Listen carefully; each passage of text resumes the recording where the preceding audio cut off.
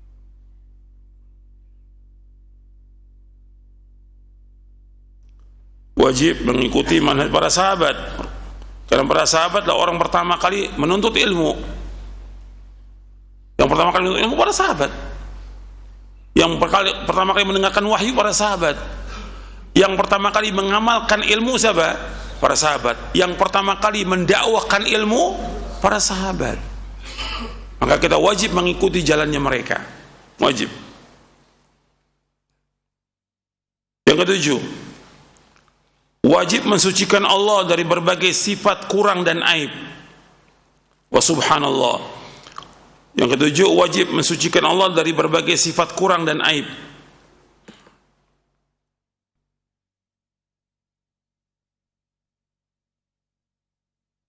Jadi kita wajib mensucikan Allah dalam berdakwah ini dari sifat-sifat kurang dan aib. Jadi apa aja yang terbetik, terlintas, atau yang sudah dilakukan oleh manusia, kita wajib mensucikan Allah subhanahu wa ta'ala dari sifat-sifat kurang, dari sifat-sifat aib. Itulah dakwah dengan kalimat wa subhanallah, maha suci Allah. Seperti Allah sebutkan yang mudah aja, Allah menyebutkan tentang sifatnya yang mulia bahwa Allah itu tunggal. Allah tidak melahirkan, Allah tidak lahirkan. Qul huwallahu ahad, Allahu samad, lam yalid wa lam yulad wa lam yakul lahu kufuwan ahad. Dari ayat itu aja udah jelas tuh. Qul huwallahu ahad, Allahu samad, lam yalid wa lam yulad wa lam yakul lahu kufuwan ahad. Allah itu tunggal. Dan Allah tempat bergantung seluruh makhluk. Dan seluruh makhluk menuju kepada Allah Ta'ala. Allah tidak melahirkan, Allah tidak dilahirkan. Dan gak ada yang sama dengan Allah. Sama seperti ayat laisa kamitslihi syai'un wa huwas samiul basir. Enggak ada satupun yang sama dengan Allah. Allah itu Maha mendengar, dan Allah Maha mendengar, Allah Maha melihat. Jadi kita wajib mensucikan Allah dari sifat-sifat yang kurang, dari sifat aib. Allah sudah sebutkan sebagian dalam Al-Quran, tapi kita harus tegaskan lagi. Allah sudah sebutkan dalam Al-Quran bahwa Allah tidak pernah disentuh oleh ngantuk dan tidur selama-lamanya, azali wa abadi, la ta'khudhuhu sinatun wala naum. Allah enggak pernah ngantuk, enggak selama-lamanya.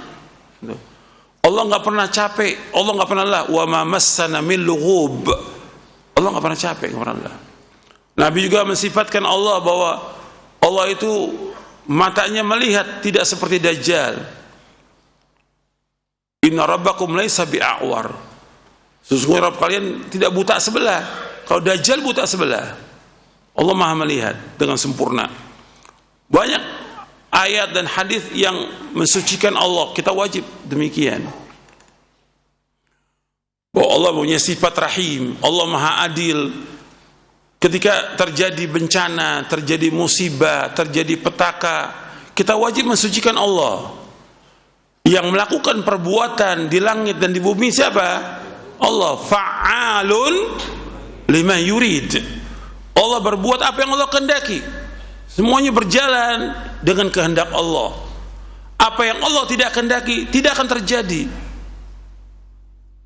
Kalau Allah tidak kehendaki nggak terjadi. Tapi kalau Allah kehendaki terjadi apa aja. Apakah itu gempa, apakah itu kebanjiran, apakah kebakaran, apakah kematian, atau apa aja musibah dan petaka, semua berjalan dengan kehendak Allah.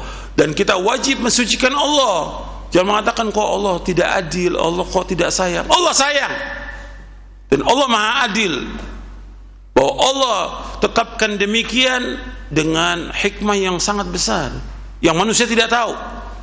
Dan Allah tidak boleh tanya tentang apa yang Allah perbuat. La yus'alu amma yaf'alu wa hum yus'alun. La yus'alu amma yaf'alu wa hum yus'alun. Allah enggak boleh tanya tentang apa yang Allah perbuat, tapi mereka akan tanya. Kita wajib mensucikan Allah.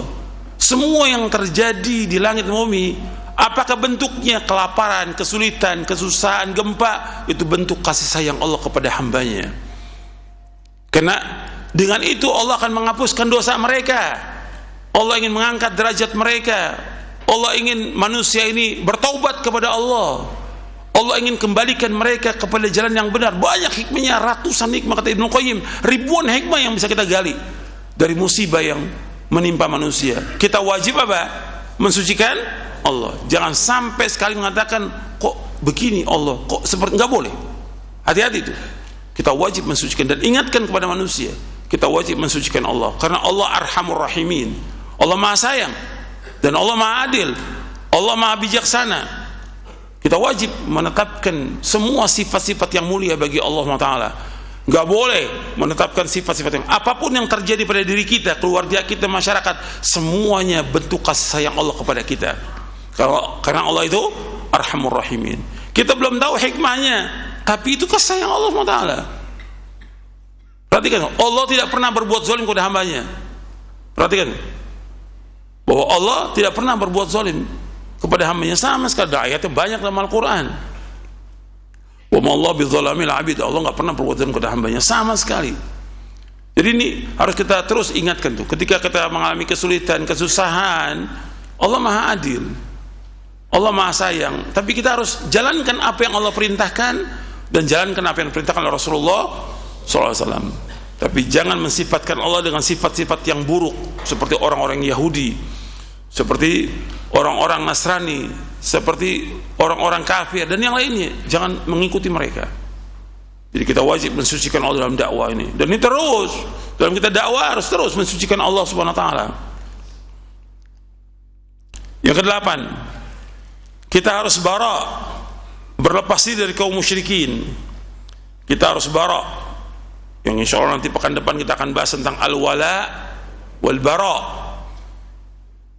Itu materi yang paling penting itu. Kita berlepas diri kaum musyrikin, nggak boleh ikut acara-acara kaum musyrikin. Meskipun dengan nama apa aja, sekarang kan dipakai semua nama, dengan nama budaya, nama ini segala macam. Kita nggak boleh ikut. Kalau udah syirik nggak boleh. Kalau udah syirik, kewajiban kita apa? Berlepas diri dari kesyirikan. Makanya dakwahnya Nabi Ibrahim alaihissalam mendakwakan bagaimana orang ini beribadah kepada Allah dan menjauhkan syirik. Nabi Ibrahim mengajak kepada bapaknya dan kaumnya untuk mentauhidkan Allah. Antum lihat dalam surah Az-Zukhruf. Antum lihat dalam surah Az-Zukhruf bagaimana Nabi Ibrahim alaihissalam mendakwakan bapaknya, mendakwakan kaumnya untuk beribadah kepada Allah. Wa idh qala Ibrahimu li abihi wa qaumihi innani bara'um mimma ta'budun ila alladhi fatarani fa innahu sayahdin wa ja'alaha kalimatan baqiyatan fi 'aqibihi la'allahum yarji'un. Dalam surah Az-Zukhruf ayat 28, 26 sampai 28. Surah Az-Zukhruf ayat 26 sampai 28. Wa idh qala Ibrahimu li abihi wa qaumihi innani bara'um mimma ta'budun. Dan ingatlah tatkala Ibrahim berkata kepada bapaknya dan kaumnya, ya, dakwah ini disampaikan kepada manusia.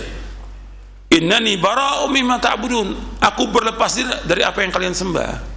Bukan ikut cara penyembahan mereka, bukan, berlepas diri. Berlepas diri dari mereka yang mereka menyembah patung, pohon, batu, matahari, bulan dan yang lainnya. Nabi Ibrahim berlepas dari mereka. Kemudian setelah itu Nabi Ibrahim alaihissalam mengatakan illalladzi fatarani, kecuali zat yang telah menciptakan aku, fa innahu sayahdin, maka Allah akan menunjuki aku. Patung-patung, pohon-pohon, batu-batu, mereka tidak bisa menciptakan. Siapa aja, apakah dia ulama, nggak bisa menciptakan. Yang kedua, nggak bisa menunjuki. Nabi Ibrahim menyebutkan dua di sini. Illalladzi fatarani fa innahu sayahdin. Kecuali zat yang telah menciptakan aku dan menunjuki aku. Karena yang bisa menunjuki manusia hanya satu, ya Allah SWT. Yang lain nggak bisa menunjuki. Allah yang menyesatkan manusia dan Allah yang menunjuki manusia. Kemudian setelah itu wa ja'alaha kalimatan baqiyatan fi 'aqibihi la'allahum yarji'un. Dan Allah menjadikan kalimat itu sebagai kalimat yang kekal pada anak keturunannya agar mereka kembali kemana? Kembali ke kalimat ini. Itu kalimat apa? La ilaha illallah. Agar semua manusia kembali kepada kalimat ini. Dan ini yang harus kita ajarkan dan ini yang harus kita dakwakan siang dan malam. Bagaimana umat ini mentauhidkan Allah Subhanahu wa taala. Jadi kita berlepas diri dari semua bentuk kesyirikan.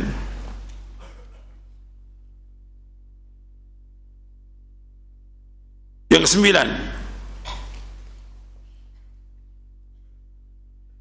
kesembilan, orang muslim tidak cukup dengan tidak menyekutukan Allah. Orang muslim tidak cukup dengan tidak menyekutukan Allah, namun wajib baginya menjauhi orang-orang yang berbuat syirik agar tidak menjadi seperti mereka. Saya ulangi, yang kesembilan, orang muslim tidak cukup dengan tidak menyekutukan Allah,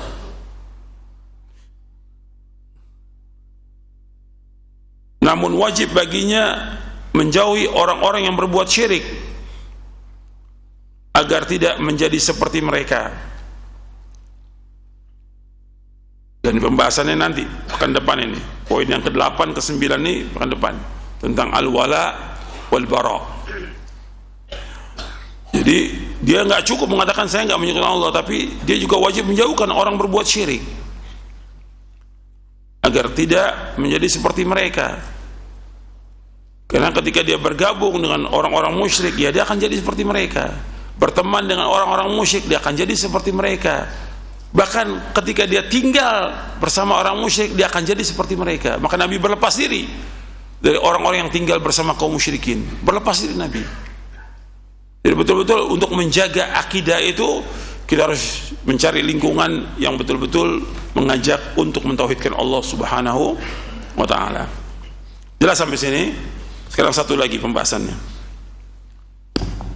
Sekarang yang ketiga, ya, dari tentang ilmu, amal, dakwah. Sekarang yang ketiga berkaitan dengan fitnahnya harta. Ini kembali lagi nih, kalau sudah ada bencana, musibah, kena apa lagi nih? Nah, ini fitnah harta. Ini udah berkali-kali saya ingatkan, tapi ini harus sampaikan karena apa? Kesian nanti. Dan fitnah harta ini besar, berkaitan dengan semuanya, dengan minta-minta, berkaitan dengan hutang piutang, dengan apa yang kita miliki, dengan apa yang kita gunakan. Itu akan ditanya oleh Allah dari kiamat nanti. Harta itu adalah fitnah, itu nas, dalil, baik itu dari Al-Quran maupun dari hadis. Karena Allah menyebutkan innama amwalukum wa auladukum fitnah. Nas Al-Quran, sungguhnya harta kamu dan anak kamu fitnah. Allah sebutkan anak kamu, harta kamu fitnah. Allah sudah sebutkan. Yang pertama dalam surah Al-Anfal, Allah menyebutkan bahwa harta itu fitnah. Jadi antum juga perhatikan tuh. Wa'lamu annama amwalukum wa auladukum fitnah wa annallaha 'indahu ajrun 'azim. Dalam surah Al-Anfal ayat 28. Ketahuilah bahwasanya harta kalian dan anak kalian fitnah, dan bahwasanya di sisi Allah ada ganjaran yang besar. Kemudian juga Allah sebutkan dalam surah At-Taghabun tentang fitnahnya, bahkan di situ juga fitnah tentang istri dan anak. Jadi Allah menyebutkan innama amwalukum wa auladukum fitnah wallahu 'indahu ajrun 'azim. Sesungguhnya harta kamu dan anak kamu fitnah, dan insya Allah ada ganjaran yang besar. Ini perhatikan ini, harta fitnah. Dan Nabi bersabda sallallahu alaihi wasallam, inna likulli ummatin fitnah wa fitnatu ummati al-mal. Sesungguhnya setiap umat itu ada fitnahnya, dan fitnah umatku masalah harta. Nabi yang mengatakan demikian, fitnah umatku masalah harta. Inna likulli ummatin fitnah wa fitnatu ummati al-mal. Setiap umat itu ada fitnahnya, dan fitnah umatku masalah harta. Ini hadisnya sahih. Kemudian Nabi juga menyebutkan bahwa di dalam Hajatul Wada Nabi SAW bersabda, inna dima'akum wa amwalakum wa a'radakum bainakum haramun ka hurmati yaumikum hadha fi syahrikum hadha fi baladikum hadha liyuballighi syahidul ghaib.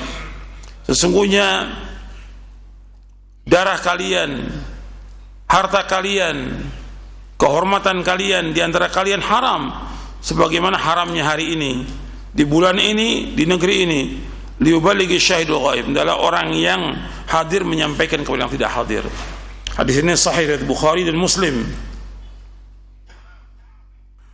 Kemudian juga Nabi bersabda sallallahu alaihi wasallam dalam hadis yang lain, kata Nabi, kullu jasadin nabata min suhtin fannaru aula bih.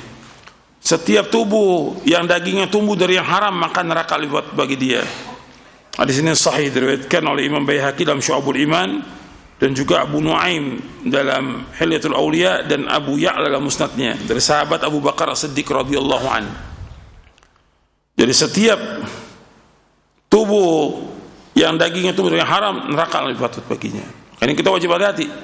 Masalah uang yang ada pada kita itu dari mana kita peroleh dan kemana kita habiskan. Kan Nabi menyebutkan bahwa di antara pertanyaan di padang mahsyar itu tentang harta.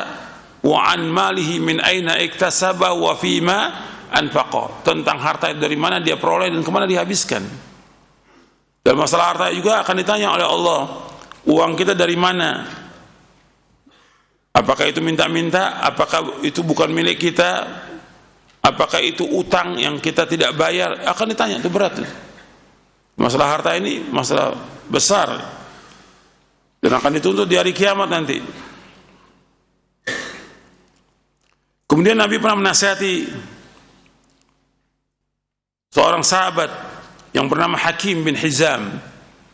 Kata Nabi SAW, ya Hakim, inna hadal mala khadiratun hulwatun, faman akhadahu bisakhawati nafsin burika lahu fihi, wa man akhadahu bi israfi nafsin lam yubarak lahu fihi, kalladhi ya'kulu wa la yashba', al yadul ulya khairu min al yadi sufla.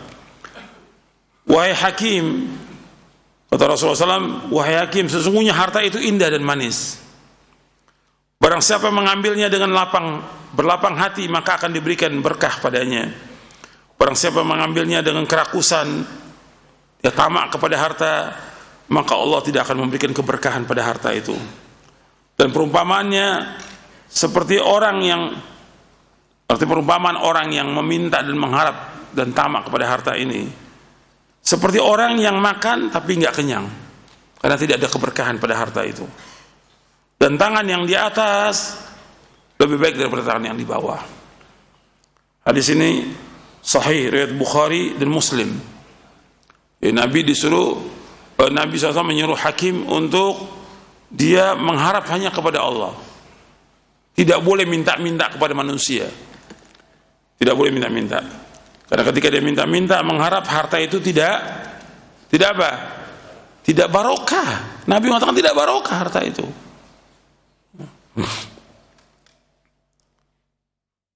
Dan tangan yang di atas lebih baik daripada tangan di bawah. Kemudian juga Hakim sendiri meriwayatkan, Hakim bin Hizam ini meriwayatkan dari Nabi SAW. Kata Hakim bin Hizam bahwa Nabi SAW bersabda, al yadul ulya khairun min al yadis sufla. Wabda biman ta'ul wa khairu sadaqa an dhahri gina wa man yasta'fif yu'ifahu Allah wa man yastaghni yughnihi Allah. Kata Nabi SAW, tangan yang di atas lebih baik daripada tangan yang di bawah. Dan mulailah dari orang yang menjadi tanggunganmu. Dan sebaik-baik sedekah adalah yang dikeluarkan selebih dari keperluan. Barang siapa menjaga kehormatan dirinya, maka Allah akan menjaganya. Dan barang siapa yang merasa cukup, maka Allah akan memberikan kecukupan kepadanya. Hadis ini sahih, diriwayatkan oleh Bukhari Muslim, muttafaqun alaih. Anda perhatikan di sini Nabi menyebutkan SAW, tangan yang di atas lebih baik daripada tangan yang di bawah. Berarti tangan yang di atas yang apa? Yang memberi lebih baik daripada yang meminta yang di bawah, atau lebih baik daripada yang menerima. Yang memberi lebih baik daripada yang menerima. Nabi menyebutkan demikian, al yadul ulya khairun, tangan yang di atas, tangan yang memberi lebih baik daripada tangan yang di bawah, tangan yang menerima atau tangan yang meminta. Makanya orang yang memberi itu lebih baik, dan Nabi selalu memberi gitu. Nabi selalu memberi, dan nggak pernah berhenti itu. Nabi selalu memberi. Orang yang paling dermawan adalah Rasulullah sallallahu alaihi wasallam. Kemudian setelah itu, wabda biman ta'ul, mulailah dari orang yang kau tanggung. Artinya siapa yang kita tanggung yang pertama kali adalah orang tua kita, kemudian istri, anak, itu yang tanggung jawab. Kalau masih ada kelebihan lagi, kita berikan kepada sanak famili, berikan lagi kepada orang-orang miskin, berikan lagi kepada anak yatim. Seperti itu urutannya. Jadi ketika kita punya kelebihan harta, yang pertama kali kita berikan kepada siapa? Keluarga, orang tua, istri, anak, itu dulu. Wabda biman ta'ul. Kalau sekarang kan enggak. Ketika dia punya duit, dapat duit banyak, yang pertama kali yang diajak makan siapa? Teman-temannya. Ditraktir siapa? Teman yang udah pasti makan, teman-teman itu. Kok yang ditraktir teman? Kok enggak orang tuanya? Kok enggak istri anaknya? Teman-temannya dulu. Perhatikan. Ini enggak benar ini. Mestinya wabda biman ta'ul, mulai dari orang yang kau tanggung, orang tua. Mungkin orang teman-temannya diajak makan, orang tuanya enggak pernah diajak makan sama dia. Orang tuanya ada kelebihan duit, uang tuan dulu. Antum dapat uang 10 juta gitu. Orang tua dulu berapa juta buat orang tua, kemudian buat istri, buat anak, baru selebihnya kita sedekah. Pertama kali orang tua dulu, antum ingat orang tua itu yang melahirkan. Wabda biman ta'ul, mulai dari orang tanggung. Karena Allah subhanahu wa ta'ala ketika orang bertanya tentang kepada siapa dia berinfak, Allah sebutkan orang tua dulu. Yas'alunaka madza yunfiqun Qul ma anfaqtum min khairin falil walidaini wal aqrabina wal yatama wal masakin wa ibnis sabil wa ma taf'alu min khairin fa innallaha bi alim. Dalam surah Al-Baqarah ayat 215 Allah menyebutkan yas'alunaka madza yunfiqun. Al-Baqarah ayat 215. Antum lihat, oh disebutkan ayatnya, antum lihat Qur'annya, mushafnya lihat. Yas'alunaka madza yunfiqun, mereka bertanya kepada kamu tentang apa yang mereka infakkan. Qul ma anfaqtum min khairin, apa sih yang kamu infakkan dari kebaikan, falil walidain, yang pertama orang tua. Kemudian yang kedua, habis walidain apa? Wal aqrabin, sanak kerabat yang dekat. Wal yatama, anak-anak yatim. Wal masakin, orang, wa ibnis sabil, orang dalam perjalanan. Wa ma taf'alu min khairin fa innallaha bi'alim. Apa saja yang kamu lakukan dari kebaikan, Allah mengetahui. Jadi perhatikan tuh, orang tua dulu, suatu istri dan anak, karena itu tanggung jawab kita. Kemudian sanak kerabat, sebab sanak kerabat juga harus kita pentingkan tuh. Ketika kita ada rezeki, ada kelebihan rezeki, sanak kerabat jangan lupa. Karena Allah menyebutkan demikian dalam Al-Quran dalam beberapa ayat, seperti dalam surah Al-Isra, Allah mengatakan wa ati dzal qurba haqqahu wal miskin. Wa ati dzal qurba haqqahu wal miskin. Berikanlah kepada sanak kerabat haknya, baru orang miskin. Sanak kerabat dulu Allah sebutkan. Maka jangan lupa dengan sanak kerabat itu. Berikan. Baru orang miskin.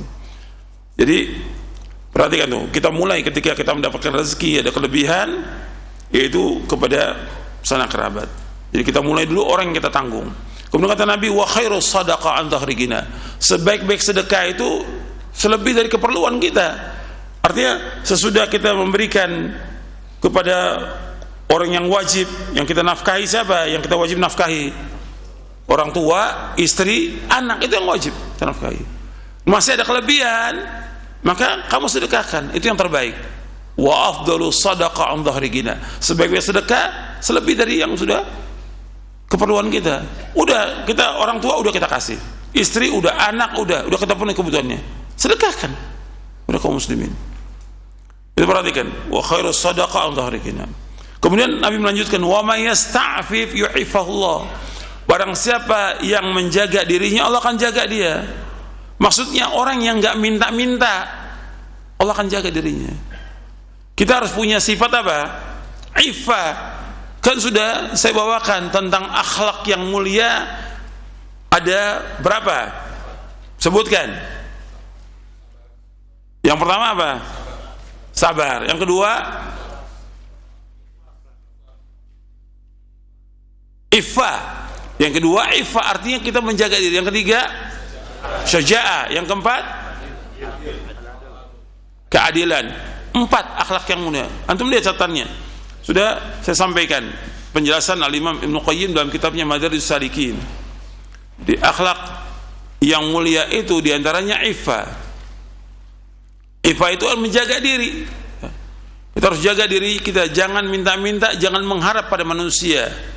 Dan itu yang kita berdoa kepada Allah. Allahumma inni as'alukal huda wat-tuqa wal afaf wal ghina. Allahumma inni as'alukal huda wat-tuqa wal afaf wal ghina. Ya Allah, aku mohon kepada Engkau ya Allah petunjuk, ketakwaan, al-afaf, terpelihara diri, enggak minta-minta pada manusia, enggak mengharap pada manusia. Wal ghina, dan kecukupan. Hadis ini sahih riwayat Muslim dan ada dalam buku doa dan wirid. Jadi, wa may yasta'fif yu'if. Barang siapa yang menjaga dirinya, Allah akan jaga dirinya. Kemudian, wa may yastaghni yughnihillahu. Barang siapa yang merasa cukup, Allah akan cukupkan. Ketika dia merasa cukup dengan apa yang ada yang Allah berikan, maka Allah cukupkan dia. Jangan mengharap pada manusia, jangan minta-minta. Kita harus merasa cukup dengan apa yang Allah berikan kepada kita.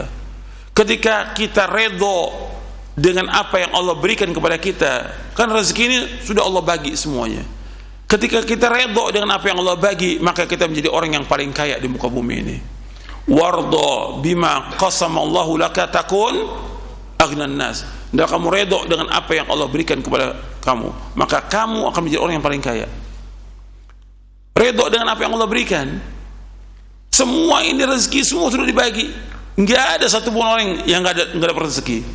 Apakah dia manusia atau dia binatang, semua sudah dibagi rezekinya oleh Allah. Enggak ada satupun yang enggak dibagi rezeki. Enggak mungkin. Kalau Allah sebagai Khalik, mesti Allah sebagai apa? Raziq. Wa ma min dabatin fil ardi illa 'ala Allahi rizquha. Enggak ada binatang melata melainkan Allah sudah jamin rezekinya. Sudah dibagi semua rezeki. Memang ada yang diluaskan oleh Allah, karena Allah yabsutur rizqa liman yasha' min ibadi wa yaqdiru lah. Ada yang dibatasi. Tapi ini sebagai cobaan, ujian bagi Allah. Kalau kita lihat orang yang paling susah, paling miskin siapa? Para sahabat. Tapi cukup dengan apa yang ada, tidak minta-minta pada manusia dan tidak mengharap saudara manusia. Dan gak lagi orang-orang yang mengumpulkan dana untuk para sahabat makan, gak ada. Masing-masing mereka. Karena ini cobaan, ujian yang mereka harus minta kepada siapa? Allah. Maka Nabi ajarkan kepada Ibnu Abbas, idza sa'alta fas'alillah wa idza ista'anta fasta'in billah. Apabila engkau minta-mintalah kepada Allah, apabila engkau minta tolong kepada Allah. Nabi ajarkan kepada sahabat yang masih muda remaja tauhid kepada Allah. Iyyaka na'budu wa iyyaka nasta'in. Hanya kepada engkau ya Allah kami beribadah, hanya kepada Allah engkau ya Allah kami tolong. Itu ajarkan anak kita demikian. Jangan minta kepada manusia, jangan. Hatta permen, jangan, enggak boleh. Haram minta pada manusia. Itu harus tekankan demikian. Sehingga kita hidup cukup dengan apa yang Allah berikan, kita jadi orang yang paling kaya di muka bumi. Jelas tuh, nas. Dalil-dalil ini cukup untuk jadi pelajaran buat kita bahwa kita merasa cukup dengan apa yang Allah berikan kepada kita. Makanya Nabi menyebutkan tentang orang yang beruntung, kata Nabi, qad aflaha man aslama wa ruziqa kafafan wa qannahu Allah bima ata. Sungguh beruntung orang yang masuk Islam, diberikan rezeki yang cukup dan dia merasa puas dengan apa yang Allah berikan kepadanya. Hadis ini sahih riwayat Muslim dari sahabat Abdullah bin Amr.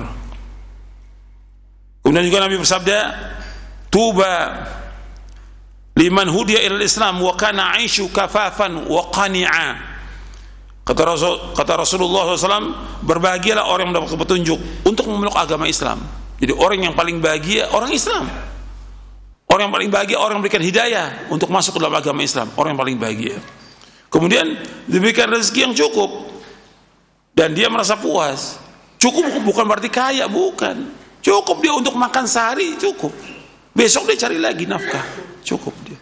Dia merasa cukup dengan apa yang ada, tidak minta-minta pada manusia. Mana ada sahabat minta-minta pada manusia? Sahabat orang yang mulia, dia nggak mau minta-minta manusia, kecuali yang kondisi yang sangat-sangat terpaksa dia. Dan hadis ini sahih riwayat Imam Ahmad, Tirmidzi, Al-Hakim dan Tabrani dalam Mu'jamul Kabir dari Fadlah bin Ubaid Al-Ansari. Kemudian Nabi juga bersabda SAW, perhatikan. Nabi bersabda SAW, Innallaha tabaraka wa ta'ala yabtali, perhatikan, yabtali abdahu bima a'ta. Faman radiya bima qasamallahu lahu barakallahu lahu fihi wa wassa'ahu wa man lam yarda lam yubarik lah. Kata Nabi SAW, sungguhnya Allah, Innallaha tabaraka wa ta'ala, sungguhnya Allah yang maha barokah dan maha tinggi, yabtali abdahu, menguji hambanya, bima ata, dengan apa yang Allah berikan kepadanya. Jadi Allah menguji dengan rezeki yang Allah berikan kepadanya. Faman radiya, barang siapa yang redha dengan rezeki yang Allah berikan kepadanya, bima qasamallahu lahu, dengan apa yang Allah bagikan kepadanya, barakallahu lahu fi, maka Allah berikan barokah padanya. Wa wassa'ahu, dan Allah akan luaskan, melapangkan rezekinya. Wa malam yarda, dan barang siapa yang tidak redha dengan rezeki yang Allah berikan kepadanya, lam yubarik lahu, maka Allah tidak akan memberikan keberkahan padanya. Hadis ini sahih, diriwayatkan oleh Imam Ahmad dalam musnadnya dan Baihaqi dalam Syu'abul Iman. Jadi ini ada di sini cukup untuk kita, bahwa kita cukup dengan apa yang ada. Dan orang yang paling bahagia, orang yang hari ini dia sehat, aman, dan punya makanan untuk hari itu saja. Perhatikan ya, itu bahagia. Kata Nabi SAW, man asbaha minkum aminan fi sirbihi mu'afan fi jasadihi inda uqutu yaumihi faka'annama hizat lahu dunya. Kata Nabi SAW, barang siapa di antara kalian yang berada di pagi dalam keadaan aman pada dirinya, kita aman pagi hari, kemudian sehat badan kita, kemudian hari ini kita punya makanan buat kita makan, satu gelas beras buat istri kita, buat kita, buat anak kita, cukup. Faka'annama hizat lahu dunya, seolah-olah dia memiliki dunia ini. Itu bayangan tuh. Ketika kita sehat, aman, kemudian punya makanan untuk hari ini saja, kita sudah memiliki dunia. Ini yang mengatakan siapa? Rasulullah SAW. Hadis ini hasan, diriwayatkan oleh Imam Bukhari dalam kitabnya Al-Adabul Mufrad, kemudian Tirmidzi dan Ibnu Majah dari Ubaidullah bin Mihsan Al-Ansari. Hadis ini hasan, dihasankan oleh Syekh Albani.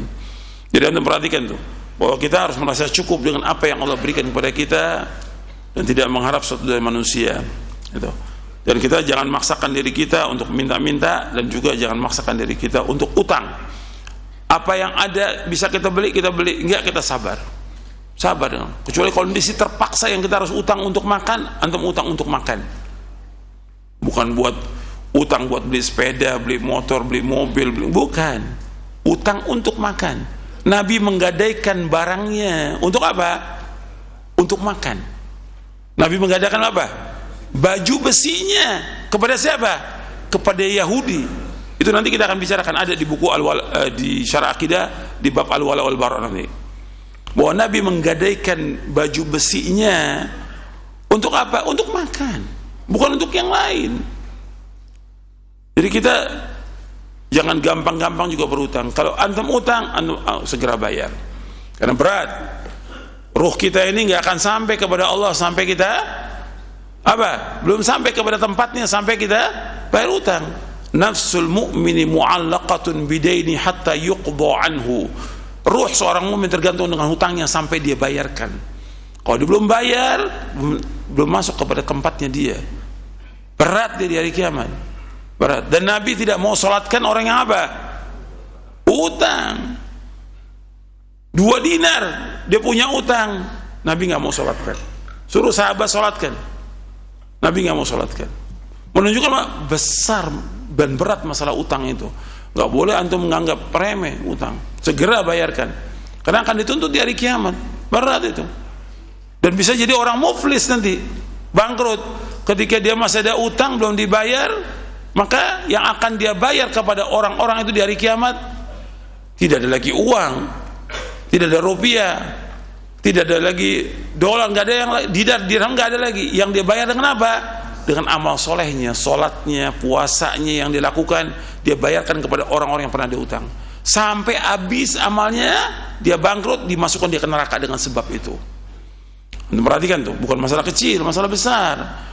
Jadi kadang-kadang kita ngaji, kan saya katakan ngaji, amalkan di antara bentuk amal ini. Jangan minta-minta pada manusia, jangan marah pada manusia, dan juga jangan berutang. Utang secara hukum syari boleh. Ayat yang terpanjang dalam Al-Quran tentang utang dalam surah Al-Baqarah, terpanjang. Tapi bagaimana kita bermuamalah dengan masalah utang piutang ini? Kita berutang dengan siapa aja, wajib kita bayar. Nggak boleh nggak remeh masalah utang. Dan ketika kita udah terbiasa untuk berutang, dan akan terus itu, ajarkan diri kita, istri kita, anak kita untuk tidak berutang. Ada kita makan, nggak ada kita sabar. Kenapa yang ada? Kecuali terpaksa. Kalau kita harus makan, terpaksa ya harus utang. Tapi bukan buat yang lain. Tapi ini harus perhatikan bahwa ini masalah besar, bukan masalah kecil. Dan hadisnya banyak saya bawakan dalam buku Ruh Seorang Mukmin tergantung dengan utangnya. Antum baca tuh di buku itu. Gitu. Jadi supaya kita nggak gampang-gampang masalah utang, dan juga tidak gampang-gampang dalam masalah minta-minta, karena minta-minta itu adalah kehinaan, kerusakan, kemudian juga merusak kehormatan, merusak tauhid kita, merusak diri kita, merusak orang lain, dan tidak ada keberkahan harta dari minta-minta itu. Jelas sampai sini? Saya pikir cukup sampai di sini, mudah-mudahan bermanfaat. Wassalamualaikum Muhammadin sallallahu alaihi wasallam, subhanakallahumma bihamdik, asyhadu an la ilaha illa anta astaghfiruka wa atubu ilaik. Assalamualaikum warahmatullahi wabarakatuh.